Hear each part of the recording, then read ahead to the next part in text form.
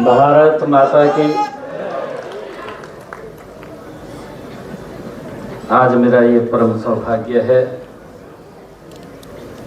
Maharaja Agrasen medical college Hisar में आज सभी medical students, paramedical students, respected dignitaries,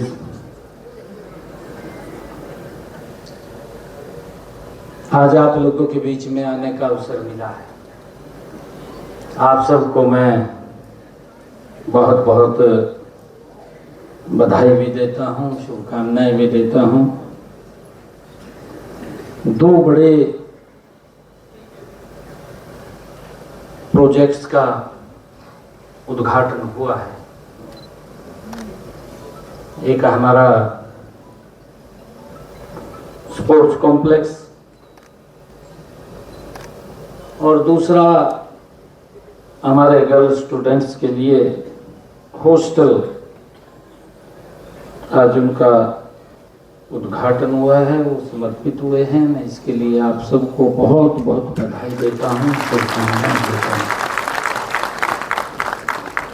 आज इस अवसर के ऊपर हमारे हरियाणा सरकार के माननीय मंत्री रणबीर गंगवा जी,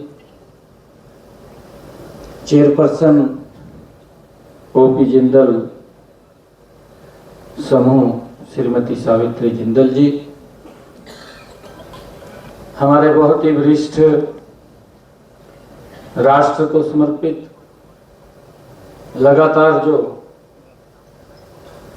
व्यवस्थाओं को ठीक करते हुए इस देश की समस्याओं के समाधान के लिए, देश को आगे बढ़ाने के लिए निरंतर काम करते रहते हैं, ऐसे परमादरणीय जगदीश मित्तल जी,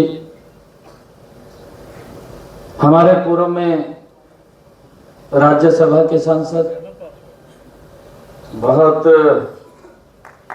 प्रशंसा कर रहे थे, क्योंकि पिछली बार जब मैं लोकसभा में था, आदरणीय जनरल डीपी बस जी का बहुत सानिध्य और स्नेह प्यार मिलता था और खूब प्यार करते हैं। इस कारण से ये आज प्रशंसा कर रहे थे। इनसे हमें भी बहुत कुछ सीखने को मिलता था, बहुत अच्छी बातें आदरणीय जनरल डीपी बस जी, उनसे हमें ग्रहण होती थी। हमारे प्रदेश के महामंत्री सुरेंद्र पूनिया जी, जो इसी हिसार बरवाला से हैं,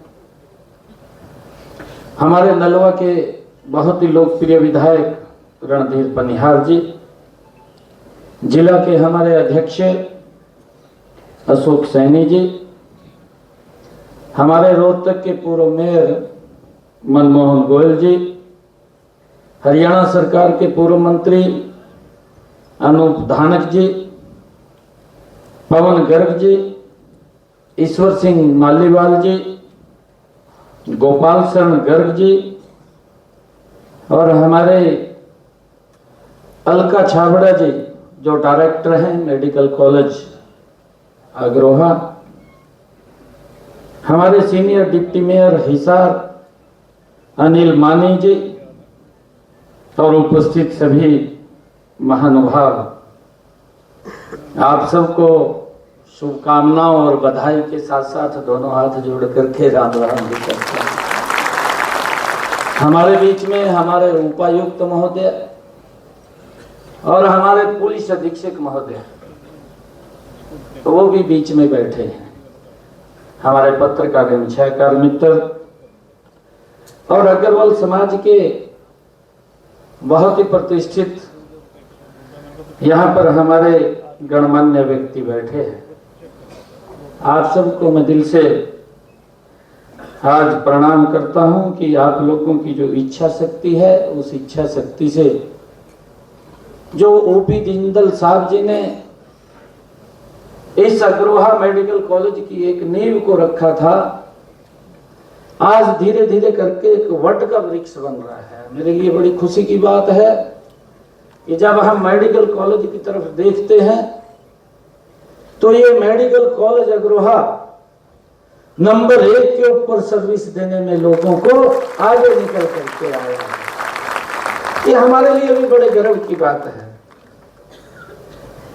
क्योंकि जो भी यहां पर लोग सेवाएं के लिए आते हैं, कोई पेशेंट आता है,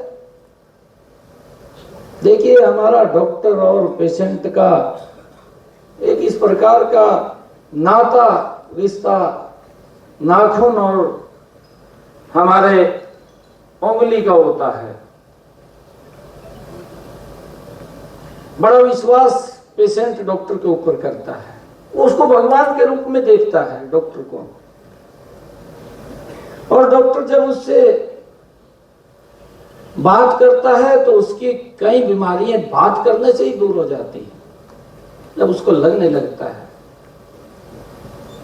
और कई बार अगर डॉक्टर उससे बात ठीक ना करे, अगर उसको बीमारी भी ना हो तब भी वो दिक्कत में खड़ा हो जाता है। ये हमारे व्यवहार के ऊपर भी बड़ा निर्भर करता है। और डॉक्टर जो सेवाएं देते हैं दिन रात, वो अपने पेशेंट के लिए ऐसा नहीं है, वो चिंता करते हैं कि हमारा पेशेंट ठीक हो, और जब ठीक होता है तो कई जगह जाकर के चर्चा भी करता है कि भाई ये डॉक्टर है, मैं इसके पास गया था, मुझे ये दिक्कत थी और मैं ठीक हुआ हूं। आपका प्रचार प्रसार इतना करता है कि आपको कहीं कहीं बोलने की जरूरत नहीं पड़ती, सबसे ज्यादा प्रचार ही वही कर देता है। मुझे ध्यान में है कि हमारे यहाँ नारायणगढ़ एक बहुत ही बैकवर्ड क्षेत्र, अब तो थोड़ा फॉरवर्ड हुआ, एक समय के अंदर बैकवर्ड था। एक डॉक्टर वहां पर आए, और वो डॉक्टर जब वहां पर आए तो लोगों का विश्वास इतना उस डॉक्टर के ऊपर बढ़ा कि लाइन लगती थी, और वो कभी भी डॉक्टर उसके चेहरे के ऊपर कोई शिकन नहीं आती थी। आराम से वो देखता, हर पेशेंट से बात करता। सुबह 6 बजे से लाइन लग जाती थी, डॉक्टर 9 बजे आता था, लोग 6 बजे आकर के लाइन में खड़े हो जाते थे। और वो डॉक्टर रिटायर हुआ तो पंचकुला में जाकर के उसने अपना निवास बनाया। लोगों का जो विश्वास था, लोग वहीं पंचकुला में जाकर के ही उसके पास दवाई लेने का काम करते थे, उसके घर पे जाते थे। इतना बड़ा विश्वास ये डॉक्टर का जो लोगों के ऊपर था। लोग उस डॉक्टर के, वो कुछ भी लिख देता था, दवाई दे देता था, उसके ऊपर विश्वास करते थे। ये भी विश्वास कायम करना डॉक्टर के लिए एक अपनी एजुकेशन, हम मेडिकल एजुकेशन की पढ़ाई कर रहे हैं, उस पढ़ाई के साथ साथ एक बड़ा चैलेंज हमारे सामने ये भी होता है कि हम लोगों के ऊपर अपना विश्वास हमारा जमे, ताकि लोग हमें एक श्रद्धा से, एक भगवान के रूप में आप लोगों को देखते हैं। ये मेरे लिए, आप सबके लिए भी बड़े गर्व की बात है। मेरा परम सौभाग्य है कि आज मुझे यहाँ पावन अग्रोहा धाम में आने का अवसर मिला है। जैसा मैंने बताया भी है कि यहाँ पर एक खेल परिसर और कन्या छात्रावास का जो उद्घाटन हुआ है, मुझे बड़ी खुशी है, क्योंकि इसके लिए इस मेडिकल कॉलेज को आवश्यकता थी। हमारे लिए खेल स्टेडियम की भी, खेल परिसर की भी आवश्यकता थी, और हमारे लिए छात्रावास की भी आवश्यकता थी। जो हमारे सामाजिक समरसता के पुरोधा महाराजा अग्रसेन जी, जिनके नाम पर इस मेडिकल कॉलेज में ये सब सुविधाएं विद्यार्थियों के लिए अत्यंत उपयोगी हैं, मैं महाराजा अग्रसेन जी को भी नमन करता हूं, उनको प्रणाम करता हूं। आप सबको इस अवसर पर हार्दिक बधाई और शुभकामनाएं भी देता हूं। कामना करता हूं कि यह कॉलेज महाराजा अग्रसेन के मानव सेवा के अभियान को निरंतर आगे बढ़ाता रहेगा, ये मैं ऐसी परमपिता परमात्मा से कामना करता हूँ। मुझे खुशी है कि यह जो खेल परिसर है वो 4 एकड़ के अंदर ये यहाँ पर बना है। यहाँ मेडिकल की शिक्षा प्राप्त कर रहे विद्यार्थियों के लिए ये अत्यंत उपयोगी रहेगा। आप जानते हैं कि मेडिकल कॉलेज के हमारे मेडिकल के विद्यार्थी और इस व्यवसाय में काम करने वाले हमारे डॉक्टर्स अत्यंत उनका जीवन व्यस्त रहता है, समय नहीं लगता है, परंतु उस समय में से भी जितना समय मिले तो इस खेल परिसर के अंदर जो सुविधाएं दी गई हैं इसमें चाहे हमारे जो खेल कूद और व्यायाम का इसमें जिम का सामान रखा गया है, उसका लाभ हम सबको मिलेगा, उस सारी सुविधाएं हम सबको मिलेंगी। मैं यहाँ बनाया गया छात्रावास, यहाँ शिक्षा पा रही हमारे मेडिकल की सभी छात्राएं को हर समय अपनी शिक्षा से जुड़ा रहने की ये सुविधा भी प्रदान करेगा।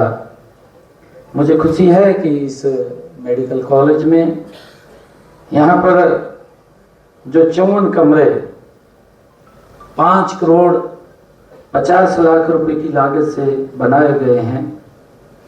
आप सब जानते भी हैं कि मेडिकल कॉलेज की पढ़ाई में किसी भी केस के अध्ययन के लिए देर सवेर भी हॉस्पिटल में आना पड़ता है। कई बार इमरजेंसी होती है, इमरजेंसी में भी डॉक्टर को बुलाया जाता है।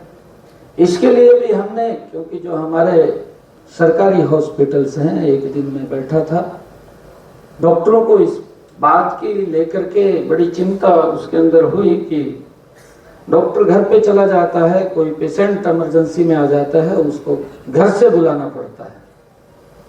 तो हमने उसकी भी व्यवस्था खड़ी की है कि रात के समय अगर उसको घर से भी लेकर के आना है तो उसके लिए एक गाड़ी की व्यवस्था हमने की है कि डॉक्टर को लेकर के उसको हॉस्पिटल तक लेकर के आएगा और वो पेशेंट को देखेगा, फिर उसको वो छोड़ करके आएगा। ये व्यवस्था भी हमने इसके अंदर अभी हरियाणा के जो हमारे हॉस्पिटल्स हैं या मेडिकल कॉलेज हैं उसके अंदर हमने इस व्यवस्था को खड़ा किया है। मुझे खुशी है कि इस समय यहाँ MBBS की 100 सीटें हैं, PG की 85 सीटें हैं और मुझे बताया गया है, जैसे अभी हमारे जनरल DP बस जी इस मेडिकल कॉलेज का पूरा विवरण रख रहे थे, उन्होंने बताया कि लगभग यहाँ पर हर साल 5 लाख के करीब में OPD भी है। इतने लोग यहाँ पर अपना चेक कराने के लिए आते हैं और 700 बेड का यहाँ मल्टी सुपर स्पेशलिस्ट हॉस्पिटल, अत्याधुनिक तकनीक के 16 ऑपरेशन थिएटर भी हैं। क्योंकि लोगों को जो सुविधाएं, जैसा अभी बताया भी गया है, चाहे हमारा नजदीक का पंजाब स्टेट है या राजस्थान राज्य है, वहां के लोग भी अगर कोई इस प्रकार की सुविधा खड़ी होती है तो उसका लाभ मिलता है।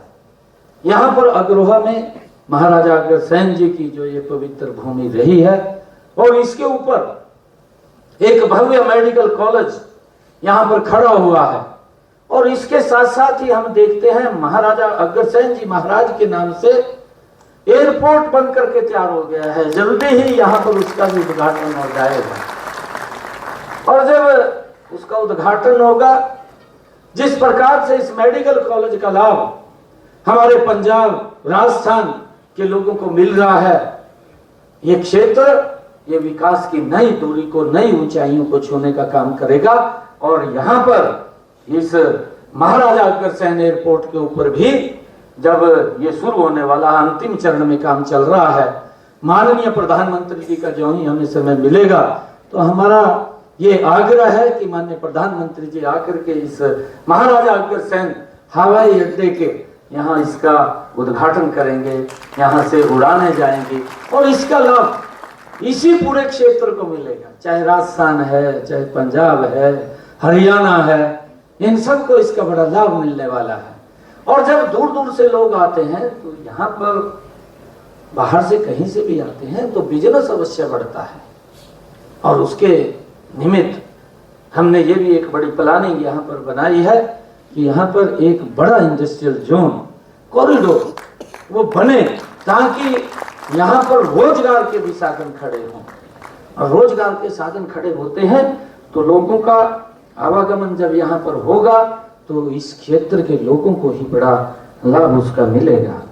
मुझे खुशी है कि आज महाराजा अग्रसेन जी ने जो हजारों साल पहले यहाँ अग्रोहा की अपनी वैभवशाली राजधानी से पूरे संसार को लोकतंत्र, आपसी प्रेम और अहिंसा का संदेश दिया था, उसका शासनकाल अग्रोहा गणराज्य का स्वर्णिम युग था। ये हमारे लिए बड़ी खुशी की बात है कि महाराजा अग्रसेन जी ने ऐसी परंपरा डाली थी कि जो भी परिवार अग्रोह में रहने के लिए यहाँ पर आता था, अभी जिसकी चर्चा भी की है, 1 रुपया 1 ईंट, ये अभी कहा है, ये महाराजा अग्रसेन जी ने ही ये परंपरा डाली थी कि अगर कोई इस राजधानी के अंदर व्यक्ति आएगा तो अपना मकान भी बना सके, अपना बिजनेस भी कर सके। ये उनकी सोच थी कि हमने व्यक्ति को आगे बढ़ाना है और उस को यहाँ पर जो उनकी सोच थी उसको बखूबी आगे बढ़ाया गया है। तो मुझे खुशी है कि आज यहाँ पर जो ये मेडिकल कॉलेज बना है, ये उन्हीं की ही सोच की एक भावना को हम आगे लेकर के जा रहे हैं। इतना बड़ा मेडिकल कॉलेज जहाँ पर गरीब व्यक्ति को भी ये चिंता नहीं है कि उसको इलाज कराने के लिए नहीं तो कहीं ना कहीं बड़ा बिल उसके हाथ में थमा दिया जाता था, वो बिल को देख करके ज्यादा बीमार हो जाता था। परंतु यहाँ इस प्रकार की दिक्कत नहीं है कि व्यक्ति को भारी भरकम बिल देना पड़ेगा। यहाँ नो प्रॉफिट नो लॉस के ऊपर लोगों का जो इलाज यहाँ किया जाता है वो सराहनीय है। मैं इसके लिए सभी को बहुत बहुत बधाई देता हूँ, शुभकामनाएं भी देता हूँ। हमने महाराजा अग्रसेन जी के शिक्षाओं और सिद्धांतों की याद बनाए रखने के लिए अभी जैसे मैंने बताया भी है कि उनकी याद ताजा रहे, हिसार के अंदर हमने महाराजा अग्रसेन हवाई अड्डे का निर्माण उनकी याद में ही किया है। मुझे ये भी खुशी है आप लोगों के बीच में बताते हुए कि माननीय प्रधानमंत्री नरेंद्र मोदी जी ने, उनके नेतृत्व में केंद्र सरकार ने अग्रोहा में पुरातत्व स्थल की खुदाई की भी मंजूरी दी है, क्योंकि उनकी राजधानी रही है। आज भी यहाँ पर वो अवशेष मिलते हैं कि आने वाले समय के अंदर जब इसकी खुदाई की मंजूरी मिली है तो हमें उस विरासत को भी जल्द उजागर हो जाएगी जिसकी उम्मीद हमें अब जगी है। मैं इस महान विरासत को राखी गढ़ी की तर्ज पर सुरक्षित हम इसको करेंगे। मुझे खुशी है कि राखी गढ़ी के अंदर भी हमने अभी 20 तारीख से एक हमारा जो पुरातत्व विरासत है उसको लेकर के निर्णय किया है कि वहां पर 3 दिन का एक कल्चरल कार्यक्रम बना रहे और लोग आए देखें और जो हमारी परंपरा विरासत है उसको देख करके उसके ऊपर गर्व करें कि हमारा इस प्रकार का इतिहास रहा है और इस इतिहास को हमें जिंदा रखना चाहिए। जब तक हम इतिहास को जिंदा नहीं रखेंगे, उसको स्मरण नहीं करेंगे तो हमारे सामने दिक्कतें खड़ी हो जाती हैं। हमारा बड़ा इतिहास है और उस इतिहास के कारण जब हम देखते हैं कि इस गौरवशाली इतिहास के अंदर जब कभी भी हम भूले हैं या कहीं हम उसके अंदर कमजोर पड़े हैं तो आक्रांताओं ने आकर के हमें गुलाम बनाया है और उसका खामियाजा हमें भुगतना पड़ा है। वो इतिहास अगर हम याद रखेंगे तो हम उससे बचेंगे कि हमारा ऐसा गौरवशाली इतिहास था, उसको भी हमें याद रखना जरूरी है। और मुझे खुशी है कि इस जो ये पुरातत्व स्थल जिसकी मंजूरी मिली है और यहाँ नीचे जो हमारे अवशेष और जो हमारे यहाँ की पुरानी जो जिंदा ताजा हमारे सामने वो इतिहास निकल करके आएगा, उसके बारे में हमें भी जानकारी मिलेगी, आने वाली पीढ़ियों को भी जानकारी मिलेगी। इसके लिए मैं आप सबका दिल से धन्यवाद करता हूं और आदरणीय प्रधानमंत्री जी ने जो एक बड़ा कार्यक्रम इसकी मंजूरी दी है, उनका भी मैं दिल से बहुत बहुत धन्यवाद करता हूं। मुझे खुशी है कि आज अग्रवाल समाज का भी मैं बड़ा आभारी हूं कि आप महाराजा अग्रसेन जी के मानव सेवा के सिद्धांत पर चलते हुए यहाँ इतने बड़े मेडिकल कॉलेज का संचालन कर रहे हैं।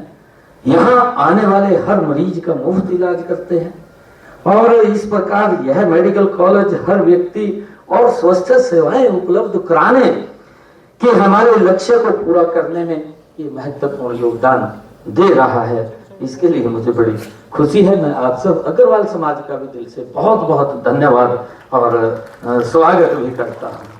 मुझे खुशी है कि माननीय प्रधानमंत्री नरेंद्र मोदी जी ने मेडिकल हब बनाने का जो विजन देश के अंदर लिया है, उन्होंने ये विजन रखा है। उनके इस विजन को साकार करने के लिए चिकित्सा संस्थाओं में पर्याप्त संख्या में डॉक्टरों और पैरामेडिकल स्टाफ का उपलब्ध होना आवश्यक है। इसलिए हम हर जिले में एक मेडिकल कॉलेज स्थापित कर रहे हैं। अभी हमारे जनरल डीपी वत्स जी ने इस बारे में बात भी की है कि हम इंफ्रास्ट्रक्चर तो खड़ा कर देंगे, उसके अंदर इक्विपमेंट भी लगा देंगे, परंतु उसको संचालित करने के लिए जब तक हमारे पास टेक्निक डॉक्टर नहीं होंगे तो हम उसको, वो हमारे लिए व्यर्थ है, हम कुछ नहीं कर पाएंगे। तो इस बात को ध्यान में रखते हुए मुझे खुशी है आज आप लोगों को ये बात बताते हुए जो हमारे चिंता हमारे जनरल डीपी वत्स जी ने भी की थी, ये बड़ी चिंता है और इस चिंता के लिए हम सबको भी इस बात की चिंता करनी चाहिए। अभी कुछ और शब्द भी कुछ कह रहे थे डॉक्टर अपने जनरल वत्स जी, तो मैंने उनको कहा था कि मैं आपसे अलग बात करूंगा इस विषय के ऊपर। कई चीजें हैं कि जब हमने सेवाएं देनी है, लोगों की अपेक्षाएं होती हैं।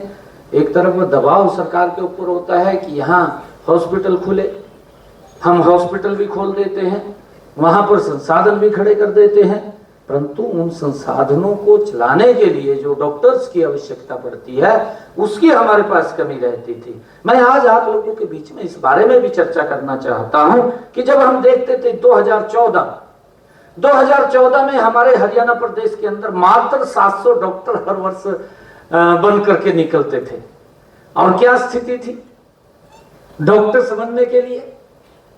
मेरे ध्यान में है जब 2012-13 की अगर हम बात करें, जो गरीब परिवार का बच्चा था डॉक्टर बनना चाहता था पर डॉक्टर नहीं बन पाता था, इस प्रकार की स्थिति थी। परंतु सरकार ने स्टैंड लिया इसके ऊपर। मैं आदरणीय नरेंद्र मोदी जी का धन्यवाद करना चाहूंगा, मनोहर लाल जी हरियाणा के मुख्यमंत्री, मैं उनका धन्यवाद करना चाहूंगा। उन्होंने स्टैंड लेकर के ये जब इस बात को आगे बढ़ाया कि हमने MBBS की सीटों को बढ़ाना है। आज मुझे खुशी है आप लोगों को बताते हुए कि 2014 में 700 सीटें, आज 2024 के अंदर 2185 सीटें लगातार बढ़ रही हैं, लगातार बढ़ रही। हमारे मेडिकल कॉलेज, अभी मैंने सिरसा के अंदर सरसाईनाथ, बाबा सरसाईनाथ मेडिकल कॉलेज की आधारशिला रखी है, बनकर के तैयार होगा। 100 सीटें उसके अंदर रिजर्व की गई हैं। हर डिस्ट्रिक्ट के अंदर जब हम एक मेडिकल कॉलेज बनाने की बात कर रहे हैं और उसके अंदर हम सीटें रिजर्व कर रहे हैं, तो हमारे डॉक्टर्स बन करके आएंगे। जितनी हमारी पॉपुलेशन है उस पॉपुलेशन के हिसाब से अगर हम उस अनुपात के अंदर देखें तो हमारे पास डॉक्टरों की बहुत ज्यादा कमी है। अभी हमने जब मैं देख रहा था, मैंने फिर अधिकारियों को इस बात को लेकर के कहा कि आप, उन्होंने शायद ऐड भी निकाली है, आप लोगों ने देखा भी होगा, अभी ऐड निकली है डॉक्टर्स के लिए भी। अभी जब तक हम डॉक्टर्स की भर्ती नहीं कर पा रहे तो आप HKRN से आप ले लीजिए। HKRN से जो डॉक्टर वहां पर सेवाएं देना चाहता है उसकी सेवाएं अवश्य लीजिए, क्योंकि हमारे पास डॉक्टरों की बहुत ज्यादा आवश्यकता है। अभी हमारे जनरल डीपी वत्स जी ने एक और बात कही है। देखिए, अच्छा है, हम ये नहीं कहते डॉक्टर एक भगवान का रूप है और वो सेवाएं देता है। हमारे डॉक्टर्स या हम देखते थे, जो टीचर्स भी थे स्कूल के अंदर, सरकारी स्कूल के अंदर ही हम पढ़ते थे और बच्चे सारे सरकारी स्कूल में ही जाते थे, वहीं से अच्छी एजुकेशन लेते थे। उसी सरकारी स्कूल से पढ़ करके बच्चा इंजीनियर बन जाता था, उसी सरकारी स्कूल से बच्चा पढ़ करके डॉक्टर बनता था, उसी सरकारी स्कूल से बच्चा पढ़ करके आईएएस आईपीएस लगता था। परंतु एक दौर ऐसा आया कि भाई सरकारी स्कूल में पढ़ाई ठीक नहीं है और पढ़ाई तो प्राइवेट स्कूल में ठीक है। एक मेंटलिटी बनी और मेंटलिटी बनी। मैं आज भी इस बात की कहता हूं कि जो हमारे स्कूल्स के अंदर टीचर आते हैं वो टीचर छड़ करके आते हैं, उन्होंने कई परीक्षाएं से निकल करके आते हैं और टॉप मेरिटोरियस बच्चे होते हैं जो टीचर्स लगते हैं। हमारे इतने क्वालिफाई हमारे बच्चे हैं जो स्टूडेंट्स को आगे पढ़ाते हैं, वो छट करके आते हैं। प्राइवेट स्कूल्स के अंदर तो कई बार किसी की सिफारिश आ जाएगी, मेरी भी सिफारिश आ जाएगी, मैं कह दूंगा भाई इस बच्चे को रख लो, तो उसमें रखना पड़ जाएगा। परंतु आज मुझे ये गर्व है कहते हुए, पहले तो 2014 से पहले चलता था, क्या नहीं चलता था, परंतु जब से भारतीय जनता पार्टी की सरकार 2014 से हरियाणा में बनी है, हमने ये संकल्प लिया है, मनोहर लाल जी ने भी ये संकल्प लेकर के काम किया है। इसके पीछे कितनी ताकत लगी होगी ये कोई साधारण बात नहीं है। मैं आज आप लोगों के बीच में, क्योंकि हमारे सभी मेडिकल पैरामेडिकल के स्टूडेंट्स यहाँ पर बैठे हैं जो पढ़ाई कर रहे हैं और हमारे मंच के ऊपर भी बड़े नेता बैठे हैं। मैं 2014 में पहली बार हमारी सरकार बनी कि मुझे भी यही था, मैं विधायक बना नारायणगढ़ से। जब मैं विधायक बना तो मैं, लोग आते थे, स्वाभाविक है, जो पहले कल्चर था वही कल्चर था। मेरे पास लोग आए, लोग मेरे पास आए, कहा जी हमारे बच्चे का इंटरव्यू है, आप इसको लगवाइए। मैंने कहा ठीक है जी। मैंने भी पर्ची ले ली, पर्ची लेकर जेब में पहली इस बात को, क्योंकि ये बात मैंने पहले भी कही थी, कांग्रेस वाला ने इसको खूब वायरल किया, कहा जी मुख्यमंत्री जी कहेगा पर्ची ले ली। भाई पर्ची का सिस्टम सबने बढ़ा रखा था, हमने नहीं बढ़ाया था, वो उन्होंने बढ़ाया हुआ था। ये वो पर्ची ले ली, पर्ची लेकर के मैं मुख्यमंत्री जी के पास गया। मैंने कहा मखा जी कुछ हल्के के लोग आ रहे हैं और उनके इंटरव्यू है और इसके अंदर बच्चे लगाने हैं। और मेरे पास से लेकर के वो पर्ची और जेब में पहली अपनी, कहा ये बताओ पहले तो, कहा सिस्टम ठीक करना है या नहीं करना है। मेरे को मुख्यमंत्री जी ने, मनोहर लाल जी ने कहा कि सिस्टम ठीक करना है या वैसे ही चलना है। मैंने कहा मुझे ठीक करना है। वो पर्ची काट कर मेरे सामने फाड़ का डस्टबिन में डाल दिया। मैं उल्ट का आज तक मनोहर लाल जी के पास नौकरी के लिए नहीं गया, भी किसी बच्चे को नौकरी लगवा दो, एक बच्चे के लिए भी नहीं गया। और आज मुझे गर्व है इन 10 वर्षों के अंदर जब 25,000 बच्चे आप सबके सामने हैं, एक गरीब परिवार का बेटा हरियाणा सरकार की नौकरी लग जाता है, एक एसडीएम लग जाता है, बिना पर्ची के लग जाता है, बिना खर्ची के लग जाता है, गरीब परिवार का बेटा लग जाता है। ये सेवा का काम है, ये कोई बिजनेस नहीं है। मेरे डॉक्टरों का भी ये सेवा का काम है। अभी हमारे जनरल डीपी बस जी कह रहे थे, हम ये भी मानते हैं, जब ये दौर आया था जिसकी मैं अभी चर्चा कर रहा था, एक दौर इतना बड़ा आ गया था कि बच्चे को एडमिशन लेने के लिए मुझे मालूम है कम से कम करोड़ रुपए से ज्यादा देना पड़ता था एडमिशन के लिए। 1 करोड़ रुपए उसका लगता। गरीब आदमी कहां से करोड़ रुपया दे देगा, नहीं दे पाता है, वो उसके पास पैसा नहीं है। गरीब परिवार का बच्चे की इच्छा है कि वो डॉक्टर बने, नहीं बन पाता था। मैं अग्रवाल समाज के सभी लोगों को धन्यवाद देना चाहता हूं। मैं आदरणीय प्रधानमंत्री जी का धन्यवाद करता हूं, मैं मनोहर लाल जी का धन्यवाद करता हूं। उन्होंने स्टैंड लिया कि नहीं, गरीब परिवार का जो हमारा मेरिटोरियस स्टूडेंट्स है वो भी डॉक्टर बन सके, अगर उसने इच्छा किया, क्यों नहीं बन सकता। नीट की परीक्षा के अंदर ट्रांसपेरेंसी आई है, आज गरीब परिवार के बच्चे भी डॉक्टर बन रहे हैं, हमारे लिए खुशी की बात है। हमने उस सिस्टम को खड़ा किया, उस सिस्टम को बदला, हमने एक उसके अंदर स्टैंड लेकर के बदला है। ये हमारे लिए बड़ी खुशी की बात है। आज गरीब परिवार का बच्चा, हम ये भी देखते हैं कि अगर उसने नीट की परीक्षा के अंदर टेस्ट क्लियर कर लिया, हमारे जो श्रमिक है, हमारा श्रम विभाग है, मैंने उसके अंदर, जब मैं पीछे मंत्री था हरियाणा सरकार के अंदर, श्रम विभाग मेरे पास था, मैंने इसके अंदर प्रावधान किया। मैंने अधिकारियों को कहा कि एक गरीब परिवार का बच्चा, अगर श्रमिक का बेटा जो मजदूरी कर रहा है, अगर वो नीट की परीक्षा क्लियर करता है और उसका एडमिशन होता है, उसके माँ बाप को कोई पैसा देने की जरूरत नहीं है, सारा पैसा हमारी हरियाणा सरकार देगी। ये व्यवस्था हमने खड़ी की। क्यों नहीं वो डॉक्टर बन सकता? डॉक्टर बनेगा ना, गरीब का बच्चा डॉक्टर बनेगा। इस व्यवस्था को लेकर के हम काम कर रहे हैं, आगे उसको बदलने का काम हमने किया है। ये हमारे लिए बड़े खुशी की भी बात है और गर्व की बात है। और मुझे खुशी है बताते हुए कि हमने, चाहे मेडिकल कॉलेज हो, चाहे एम्स की बात हो, आज हमारे सभी डॉक्टर्स यहाँ बैठे हैं, स्टूडेंट्स बैठे हैं। 2014 से पहले हमारे देश के अंदर अगर हम देखते थे, 2014 से पहले 5 एम्स थे, 1998 से पहले 1 एम्स था। आप सबको ध्यान है, हमारे अटल बिहारी वाजपेयी जी आए, उन्होंने आकर के 4 एम्स दिए।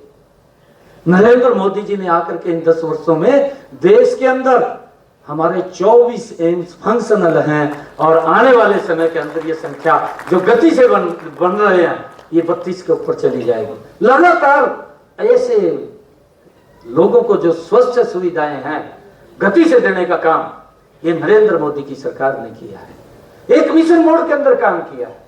हम देखते हैं उसके अंदर कि लोगों को सुविधाएं मिलनी चाहिए। हमारे हरियाणा के अंदर अगर हम बात करें, हमारे हरियाणा के अंदर बाड़रा के अंदर कैंसर एम्स, उसका एक विभाग, जो दिल्ली एम्स है उसका एक विभाग कैंसर का हमारे बाड़रा हरियाणा झज्जर के अंदर खड़ा हुआ है। माजरा के अंदर अगर हम देखें, रेवाड़ी के अंदर एक एम्स, उसकी आधारशिला पिछले वर्ष आदरणीय प्रधानमंत्री जी ने रखी है, गति से बन रहा है। लगातार एम्स, लोगों को स्वास्थ्य सुविधाएं मिले, उसको लेकर के हमारी सरकार कर रही है। और मुझे खुशी है, हमने कुरुक्षेत्र के अंदर भगवान श्री कृष्ण आयुष विश्वविद्यालय, वहां पर उसका काम चल रहा है, क्लासें चल रही हैं आयुर्वेदा के अंदर। हम लगातार स्वास्थ्य सुविधाओं को लेकर के आगे बढ़ाने का काम हमारी सरकार कर रही है। चाहे पैरामेडिकल स्टाफ की कमी को पूरा करने के लिए हमने करनाल के अंदर, अगर आप लोग देखेंगे, नर्सिंग कॉलेज व फिजियोथेरेपी कॉलेज खोले गए हैं। मुझे यह भी खुशी है कि हमने हरियाणा के अंदर ये मेडिकल कॉलेज तो हमारे जिला के अंदर खोल रहे हैं। मुझे यह भी खुशी है बताते हुए कि आज हमने हरियाणा प्रदेश के अंदर 15 मेडिकल कॉलेज हमारे हर डिस्ट्रिक्ट के अंदर फंक्शनल हैं, और हमारे लगभग 7 मेडिकल कॉलेज अभी जल्दी ही फंक्शनल हो जाएंगे। इसको लेकर के हमारी सरकार गति से काम कर रही है। और एक हमारे करनाल के अंदर अगर हम देखें, पंडित दीनदयाल उपाध्याय मेडिकल यूनिवर्सिटी, वो करनाल के अंदर, उसका जल्दी ही उद्घाटन होने वाला है। आदरणीय प्रधानमंत्री जी जो वहीं से मत देंगे तो उस मेडिकल यूनिवर्सिटी का भी हम उद्घाटन करेंगे। इतनी गति से हमने पिछले 10 वर्षों में काम किया है। हम ये भी देखते हैं कि हमारी बेटियां, क्योंकि मैं कई बार मैं एक कॉलेज के अंदर गया, तो वहां बेटियों ने मुझे कहा कि वो बड़ी भावुक हुई, ग्रामीण क्षेत्र के अंदर कॉलेज खुला, बेटियों को पढ़ने के लिए नहीं, क्योंकि दिक्कत होती थी, बाहर नहीं भेज सकते थे। अगर कॉलेज दूर होता था, बेटी की पढ़ने की इच्छा होती थी कि मैंने पढ़ना है, परंतु माँ बाप उस मजबूरी के आगे उसको नहीं भेज पाता था। कहीं तो भेज देते थे, परंतु कहीं नहीं भेज पाते थे। भेजते हमारा जो कल्चर था ग्रामीण क्षेत्र का, इस प्रकार का कल्चर था। परंतु हमने एक मिशन मोड में काम किया। मनोहर लाल जी ने कहा कि पूरे हरियाणा का रोड मैप बनाइए, और रोड मैप बना करके हर 20 किलोमीटर के ऊपर हमारी बेटियों को कॉलेज मिलना चाहिए। और मुझे खुशी है इस बात की, मिशन मोड के अंदर हमने इस एजुकेशन के अंदर काम किया है। और जब मिशन मोड के अंदर हमने काम किया है तो आज हरियाणा प्रदेश के अंदर हर 20 किलोमीटर के ऊपर हमारी बेटियों को अच्छा कॉलेज मिल रहा है, और वो उनके जो सपने थे कि हम पढ़ सके, उस सपने को साकार कर रही है। ये सरकार सुविधाएं खड़ी कर रही है, गति से कर रही है। तो कई बार लोग इधर उधर की बात भी कर देते हैं क्योंकि उनका अपना एजेंडा है। अभी मैं तो इस बात को सारा का सारा तंत्र ये लगा हुआ था, कहा सरकार तो नहीं आ रही, मैं कह रहा मगर सरकार रह रही है। सारी तंत्र खराब हो गया था। मैंने कहा मगर सरकार आ रही है, और हरियाणा प्रदेश के लोगों को मैं प्रणाम करता हूं कि उन्होंने नरेंद्र मोदी जी और डबल इंजन के नेतृत्व के अंदर लगातार तीसरी बार सरकार बनाई। हमारा कोई विषय नहीं है, हमने कोई ऐसा नहीं है कि कुछ हमने करना है, एक सेवा के नाते काम कर रहे हैं। कई व्यक्ति तो सोचते हैं कि मैं मुख्यमंत्री बन गया, भाई मुख्यमंत्री बन गया, ठीक है, अच्छी बात है, परंतु हमारी इच्छा मुख्यमंत्री की नहीं, हमारा तो काम करने का एक दायित्व मिला है और उस दायित्व को हम पूरा कर रहे हैं। आदरणीय नरेंद्र मोदी जी कभी नहीं बोलते कि प्रधानमंत्री बनाओ, प्रधान सेवक बनाओ, ये बात बोलते हैं, प्रधान सेवक बनाओ। जिम्मेवारी दी है ना, देश ने जिम्मेवारी दी है, एक व्यवस्था है, उस जिम्मेवारी के निमित्त काम करना है, मुख्यमंत्री नहीं बनना, हमने काम करना है, काम की जिम्मेवारी मिली है, काम कर लो या ना, कोई इच्छा नहीं है। और तभी मैं बोलता हूं कोई व्यक्ति आए हरियाणा प्रदेश का, अरे इमरजेंसी अगर किसी को पड़ गई, फोन में अगर आप लोग देखते होंगे मैं आज भी फोन से उठाता हूँ, लोग मेरे को आके बोलते हैं कहा पहला मुख्यमंत्री है जो फोन उठाता है, परंतु बिजी होता हूँ, कई बार नहीं उठा पाता फोन, कई बार उठता भी नहीं, परंतु रात के भी अगर 2 बजे फोन बजता है तो फोन मैं स्वयं उठाता हूँ, और इसीलिए उठाता हूँ कि किसी को कोई इमरजेंसी ना हो जाए। इमरजेंसी होगी तो उसका हम क्या हेल्प कर सकते हैं, हमारी जिम्मेवारी है, हम उसकी हेल्प करेंगे, परंतु कई बार उसका गलत मिसयूज भी कर लें। मैं देखता हूं ना, मैं पूछता हूं, मैं बता भाई क्या आदेश है, कहना जी आदेश तो कुछ नहीं है, कहा बस नहीं देखो तो फोन उठावा नहीं अच्छा। ये इस प्रकार की सोच भी रखते हैं। मैं आप सबका दिल से धन्यवाद करता हूं, और मुझे खुशी है कि हमारा जो लक्ष्य है, हमारा लक्ष्य है सर्वे भवन्तु सुखिना सर्वे सन्तु निरामय। हम हेल्दी इंडिया बनाने की दिशा में माननीय प्रधानमंत्री नरेंद्र मोदी जी द्वारा शुरू किए गए फिट इंडिया मूवमेंट को सफल बनाने के लिए संकल्पबद्ध हैं। हमारी सोच है कि ये देश स्वस्थ रहे, देश का हर नागरिक स्वस्थ रहे, और उसको लेकर के अगर हम देखेंगे कि पिछले दिनों आदरणीय प्रधानमंत्री जी ने जो हमारी प्राचीन परंपरागत योगा को जब यूएनओ के अंदर जाकर के प्रस्ताव को आदरणीय प्रधानमंत्री जी ने रखा, तो फर्स्ट टाइम के अंदर 142 देशों ने उसको स्वीकृति दी। आज पूरी दुनिया योगा के साथ खड़ी है, पूरी दुनिया योगा के साथ खड़ी है। ये हमारे लिए बड़े गर्व की बात है कि व्यक्ति स्वस्थ हो, फिट रहे, विकास की गति बढ़ेगी। अगर कितना भी व्यक्ति, नौजवान व्यक्ति अगर बीमार हो जाता है तो काम ही नहीं कर पाता, दिक्कत खड़ी हो जाती है, विकास अवरुद्ध हो जाता है, परंतु व्यक्ति स्वस्थ होगा, काम भी गति से करेगा। यह हमारी सोच है कि माननीय प्रधानमंत्री जी ने फिट इंडिया मूवमेंट को सफल बनाने के लिए हमारी सरकार कटिबद्ध है, संकल्पबद्ध है, और उसको लेकर के हम काम कर रहे हैं। मुझे ये भी खुशी है बताते हुए आज आप लोगों के बीच में, हमने अपने संकल्प पत्र में कहा था कि मैं देखता था, मैं जब सांसद था, सांसद होते हुए मेरे पास कुछ लोग आते थे और लोग ये बोलते थे, जो किडनी के पेशेंट थे, कहा सांसद जी आप हॉस्पिटल में फोन कर दो, ये हमारा डायलिसिस फ्री हो जाएगा, क्योंकि किसी व्यक्ति को हफ्ते में 2 बार भी डायलिसिस कराना पड़ता था, महीने में किसी को 4 बार कराना पड़ता था, लगभग हर महीने का उसका 25 से 30 हजार रुपए का हर महीने खर्चा डायलिसिस के ऊपर होता था। मैं ये सोचता था, मैं कहा ये व्यक्ति तो मेरे पास आ गया, हम फोन कर देते थे, मैं कहा ये व्यक्ति तो मेरे पास आ गया, चलो इसने सोचा भी सांसद जी से फोन करा लें जाके। परंतु जिन व्यक्तियों की पहुंच, उसकी सोच भी नहीं है कि मैं सांसद से जाके फोन करा लूं, उसके सामने तो बड़ी दिक्कत होती थी। हमने अपने संकल्प पत्र के अंदर ये लिया कि जितने भी हरियाणा प्रदेश के हमारे सरकारी हॉस्पिटल हैं, मेडिकल कॉलेज हैं, जहां भी डायलिसिस की व्यवस्था है, उस डायलिसिस को हम फ्री करेंगे, कोई भी व्यक्ति कराए। ये हमने अपने संकल्प पत्र में कहा। और मुझे खुशी है 8 तारीख को रिजल्ट आया, और जिस दिन मैंने शपथ लिया, शपथ लेते पहले साइन अगर मैंने कोई किए तो मैंने ये डायलिसिस फ्री के किए, और लोगों का आज हरियाणा में डायलिसिस फ्री हो रहा है। एक गरीब व्यक्ति को कैसे मजबूत करना और उसको कैसे सशक्त करना, ये सरकार का हमारे ध्येय है। और अभी जिसकी बात भी हुई थी, अभी हमारे जनरल डीपी बस जी जिसके बारे में अभी बोल रहे थे, आयुष्मान कार्ड एक बहुत बड़ी योजना, ये हार्ट टच करने वाली ये योजना आदरणीय प्रधानमंत्री जी लेकर के आए। मैं ये भी देखता था 2014 से पहले, आप सब भी जानते हैं, अखबार के अंदर ये खबर छपती थी, अक्सर छपती रहती थी अखबारों के अंदर, कि मां ने बेटे का इलाज कराया, मां ने बेटे का इलाज कराया और बिल ना देने के कारण बेटे को गिरवी रख दिया। इस प्रकार की खबरें छपी हैं। ये 2014 से पहले की बात है। एक गरीब व्यक्ति कैसे अपना इलाज करा सकता है?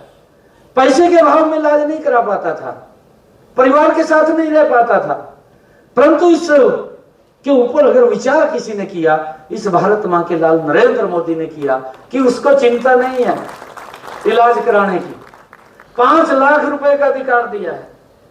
मैं अभी गांव के अंदर जब जाता था, मैं गांव के अंदर पूछता था कि आयुष्मान कार्ड का लाभ किस किस को मिला है, तो लोग अपने आप गांव के बीच में जब 250, 300, 400 लोग इकट्ठा गांव बैठा होता है, और कई लोग अगर बीच में खड़े होकर के ये बात बोलते हैं कि मेरा हार्ट का ऑपरेशन हुआ है, मेरा 3 लाख रुपए का खर्चा आया है, मेरा कोई 5 पैसे नहीं लगा, सारा पैसा इस योजना के तहत सरकार ने दिया है, तो कितना अच्छा लगता था कि गरीब व्यक्ति को आज इलाज की चिंता नहीं है, सर ऊंचा करके इलाज करा सकता है। 5 लाख का अधिकार दिया है, और आदरणीय मनोहर लाल जी ने इस योजना को और विस्तार रूप दिया। हमारे हरियाणा के अंदर 1 लाख के अंदर की 1,20,000 उसकी इनकम के ऊपर था, परंतु हमने इसको बढ़ा करके 1,80,000 कर दिया। 1,80,000 किया तो इसके अंदर और बेनिफिशियरी जुड़े, और लगभग हरियाणा के अंदर जो बेनिफिशियरी जुड़े वो लगभग 1,19,00,000 बेनिफिशियरी इसके अंदर जुड़े। और मुझे ये खुशी है आप लोगों को बताते हुए कि हमने इस समय के अंदर जो हरियाणा प्रदेश के हमारे 11,65,000 जो पेशेंट थे, उन्होंने इलाज कराया, उस इलाज का हरियाणा सरकार ने 1,477 करोड़ रुपया उनके इलाज का जमा कराया है, दिया है। ये कितनी बड़ी बात है। अगर हम देखें गरीब व्यक्ति को कितना बड़ा लाभ इसके अंदर मिल रहा है, आज उसको चिंता नहीं है इलाज कराने के लिए, और इसको और विस्तार रूप आदरणीय प्रधानमंत्री जी ने अभी दिया है, उसको भी हमने लागू कर दिया है। प्रधानमंत्री जी ने कहा कि जो हमारे 70 साल के बुजुर्ग हैं, देखिए हमारे कहीं इस प्रकार की भी बुजुर्गों के सामने दिक्कत आ जाती थी कि उसको भी इलाज कराने के लिए बड़ी दिक्कत का सामना करना पड़ता था। प्रधानमंत्री जी ने इस बात के बारे में विचार किया कि जो हमारे 70 साल से ऊपर के बुजुर्ग हैं, अगर उसको कोई दुर्घटनावश बीमारी, कोई दिक्कत आ जाती है, तो उसके इलाज की चिंता परिवार को नहीं है, उसके इलाज की चिंता वो नरेंद्र मोदी और हरियाणा सरकार करेगी। उसको भी अलग से कोई भी बुजुर्ग है 5 लाख रुपए का आयुष्मान देने का निर्णय ये हमारी सरकार ने किया है, ताकि वो अच्छे से अपना इलाज करा सके। मुझे ये भी खुशी है कि हमने हरियाणा के अंदर निरोगी हरियाणा योजना की शुरुआत हमने की है, और इस निरोगी हरियाणा योजना के तहत हमने हरियाणा प्रदेश के अंदर 82 लाख से अधिक व्यक्तियों के टेस्ट किए हैं। क्योंकि गांव के अंदर कोई व्यक्ति रहता है, उसको बीमारी क्या जन्म ले रही है उसको नहीं पता है, वो टेस्ट कराने के लिए भी नहीं जाता। वो तब जाता है जब वो बीमारी अपना पूरा विकराल रूप ले लेती है, और जब वो विकराल रूप ले लेती है तो वो डॉक्टर भी ये बोलता है कि भाई ये तो अंतिम क्षण का मामला है, अब तो इसका इलाज करना बड़ा मुश्किल है, इतने दिन का आपका समय रह गया है और आप अपना घर पर आराम कीजिए या कहीं हॉस्पिटल में दिखा लीजिए अगर कोई दिक्कत है। तो इस प्रकार की स्थिति आती थी। तो हमने निरोगी हरियाणा के तहत 82 लाख से अधिक लोगों के फ्री में टेस्ट किए हैं और 4,53,00,000 टेस्ट किए हैं। हमने उनको बताया है, उनके टेस्ट करके हमारे डॉक्टर्स ने गांव-गांव जाकर के लोगों के टेस्ट करके उनको बताने का काम किया, और उन्होंने समय रहते अगर किसी को कोई दिक्कत थी उस बीमारी के बारे में भी बताया है ताकि वो अपना इलाज करा सके। मैं आप सबका आज इस अवसर के ऊपर धन्यवाद करता हूं, क्योंकि मैं काफी विषय आपके बीच में रखा है। मेन विषय जो है हमारे डॉक्टर जनरल डीपी वस्त जी ने मेरे सामने कुछ डिमांड्स रखी हैं यहाँ की। एक potential of expenses super specialist block, cancer centre, infections control block, Ayushman Bharat, trauma centre और इंटरनल स्टाइफंड पार्टीज और recurring grant 120 crore, enhance to 200 crore, D dictations and Ayushman wellness centre, एक facilities retains paid clinic, man power.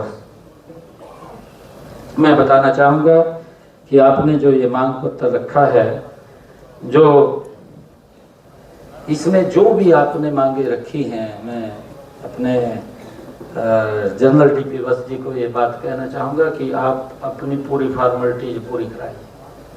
हमने इसके अंदर जो भी मांगे आपने कही हैं, बहुत सारी मांगे के ऊपर तो हमारी सरकार काम कर रही है। जैसे कैंसर सेंटर की बात है, कैंसर सेंटर अगर आप लोग कहेंगे तो इसके अंदर हम जो भी आप अपने कागज पूरे करेंगे तो उसके इंस्टीट्यूट के लिए इसके ऊपर हमारी प्रक्रिया चल भी रही है और इसको जल्दी ही हम करवाने का काम करेंगे। और एक मेडिकल कॉलेज में आयुर्वेदा हेल्थ सेंटर बनाने की कोई पॉलिसी नहीं है, परंतु शीघ्र ही पॉलिसी बना करके इसकी मांग को भी हम पूरा करेंगे। अगर आप इसके ऊपर पूरा सकारात्मक विचार किया जाएगा। मेडिकल कॉलेज अथॉरिटी नॉर्म्स के अनुसार ग्रांट दी जाए, इसके ऊपर भी जो आपने कहा है सरकार पूरा ग्रांट्स के ऊपर भी सकारात्मक विचार करेगी। आप लोग उसका पूरा बना करके भेजिए, उसके अंदर कोई दिक्कत नहीं है। ट्रॉमा सेंटर की भी आपने बात कही है, ट्रॉमा सेंटर की भी आप पूरी विस्तृत रिपोर्ट अगर आप भेजेंगे तो उसके ऊपर हम पूरा विचार करेंगे। जितनी भी आपकी मांगे हैं उन सब मांगों के ऊपर हम सहानुभूतिपूर्वक विचार करेंगे, ताकि ये जो मेडिकल कॉलेज है ये एक इस क्षेत्र का प्रतिष्ठित और हरियाणा प्रदेश का अग्रणी ये मेडिकल कॉलेज है, जो यहाँ पर डॉक्टर्स भी बड़ी तन्मयता से लोगों की सेवा करते हैं, मैं देखता हूँ। और बहुत सारे लोग हैं जो ये पसंद करते हैं कि मैं तो अग्रोहा मेडिकल कॉलेज में ही इलाज कराऊंगा। ये आपकी क्रेडिबिलिटी है और ये क्रेडिबिलिटी जनता उसके ऊपर मोहर लगाती है। जब ये चर्चा चलती है कि मैं वहाँ पर जाऊंगा, और इसके लिए मैं एक उदाहरण भी देता हूँ। हमारे कुरुक्षेत्र के अंदर एक गुरुकुल है, मेरे पास पूरे देश से फोन आते हैं। जब मैं सांसद था वहां पर पूरे देश से फोन आते थे, कहा जी हमारे बच्चे का कहा गुरुकुल में एडमिशन करा दो, आप वहां सांसद हैं। जबकि उनके नॉर्म्स बने हुए थे। मैं उनको बताता था, मैं कहा भाई यहाँ इस गुरुकुल में तो नॉर्म बने हुए हैं, इसमें अगर आपका बच्चा टेस्ट क्लियर करेगा तो एडमिशन हो जाएगा, कोई नहीं रोकेगा। परंतु मैं एक और गुरुकुल है, 2 गुरुकुल, इनमें अगर आपका बच्चे का एडमिशन कराना चाहें उसी का ही एक अलग पार्ट है, उसी गुरुकुल का, उसमें करा देते हैं। वो कहते ना जी वहां नहीं करना, इसी में ही करना का। ये उसकी पहचान बनी है और यही इस मेडिकल कॉलेज की पहचान बननी चाहिए। मैं सभी डॉक्टरों से निवेदन करना चाहूंगा ये आपकी सेवा के ऊपर निर्भर है। हमारे अग्रवाल समाज के लोग यहाँ अगर व्यवस्था की कोई कमी होती है और सरकार मिलकर के उस व्यवस्था को खड़ी कर सकते हैं, परंतु यहाँ की क्रेडिबिलिटी बनाना, यहाँ का विश्वास जमाना, वो विश्वास ये मेरे यहाँ के जो फैकल्टी स्टाफ है, मेरे यहाँ के डॉक्टर्स हैं, मेरे यहाँ के पैरामेडिकल के स्टाफ के लोग हैं, ये आपके हाथ में है। मैं आप सबको आज इस शुभ अवसर के ऊपर जो 2 यहाँ पर बड़े आज जिनका उद्घाटन हुआ है, खेल परिसर और दूसरा गर्ल हॉस्टल्स का, उसकी मैं पुनः आप सबको बहुत बहुत बधाई देता हूँ और आप सबका दिल से धन्यवाद भी करता हूँ। आज मैं यहाँ पर आया हूँ, मैं अपने, क्योंकि जनरल डीपी बस जी कह रहे थे भी आप कुछ न कुछ दे के जाना, क्योंकि जो भी आप कहेंगे उसको हम पूरा करेंगे। आप जो भी कागज हमारे पास भेजेंगे, इसको आगे बढ़ाने के लिए हरियाणा सरकार बिल्कुल भी पीछे नहीं हटेगी, आपके साथ कंधे से कंधा मिला करके वो चलेगी, ताकि लोगों को यहाँ पर इसकी सुविधाएं मिले। मैं 31 लाख रुपया आज यहाँ पर दे करके जाता हूँ। आप सबका बहुत बहुत धन्यवाद। इन्हीं शब्दों के साथ जय हिंद, जय भारत, जय भारत माँ। सभी को राम राम।